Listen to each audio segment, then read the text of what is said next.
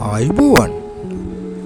අද අපි කතා කිරීමට බලාපොරොත්තු වන්නේ නිදහස් ශ්‍රී ලංකාවේ දෙවන අග්‍රාමාත්‍යතුමා පිළිබඳ කෙටි සටහනක්. 1911 වසරේ ජුනි මාස 19 වන දින බොරැල්ලේදී ඩී.එස්. සේනානායක සහ එම මැතිනියදාව ජන්මලාභය ලැබූ ඩඩ්ලි සේනානායකයන් කොළඹ රාජකීය විද්‍යාලයෙන් අධ්‍යාපන කටයුතු ආරම්භ කළ අතර උසස් අධ්‍යාපනය සඳහා කේම්බ්‍රිජ් කෝපස් ක්‍රිස්ටි විශ්වවිද්‍යාලයට ඇතුළත් විය.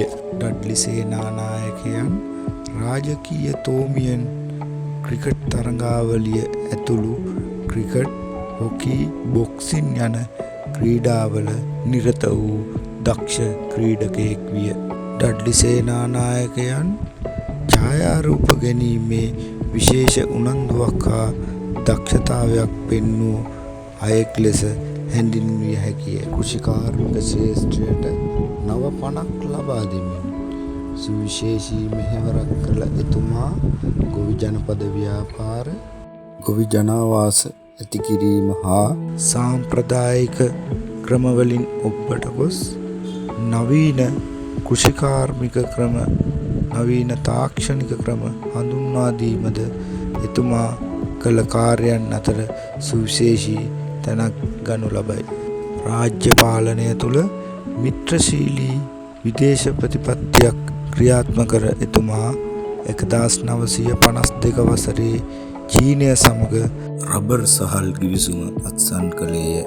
සිව්වරක් අග්‍රාමාත්‍ය ධූරයට පත් වූ එතුමා පළවෙනි ධූර කාලය 1952 මාර්තු මාස 26 වන දින සිට 1953 ඔක්තෝබර් මාස 12 වෙනි දින දක්වා කාලය දැක්විය හැකිය. එයින් 1952 මැයි මාසයේ මහ මැතිවරණයෙන්ද අග්‍රාමාත්‍යවරයා වශයෙන් තේරීපත් විය. ඉන්පසුව 1960 වසරේ මාර්තු 21 වන දින සිට 1960 වසරේ ජූලි 21 වන දින දක්වා වූ කෙටි කාලය තුලද ඉන්පසු 1965 මාර්තු 25 වන දින සිට 1970 වසරේ මැයි 29 දින දක්වා කාලය තුලද අග්‍රාමාත්‍ය ධූරෙහි කටයුතු කළේය. 1973 වසරේ අප්‍රේල් මාස 13 වැනි දින හදිසියේ ඇති වූ හෘදයාබාධයක් නිසා දිවිසරිය නිම කිරීමට සිදු වූ අතර අභාවප්‍රාප්ත වන විට ඔහුගේ වයස අවුරුදු 61ක් විය.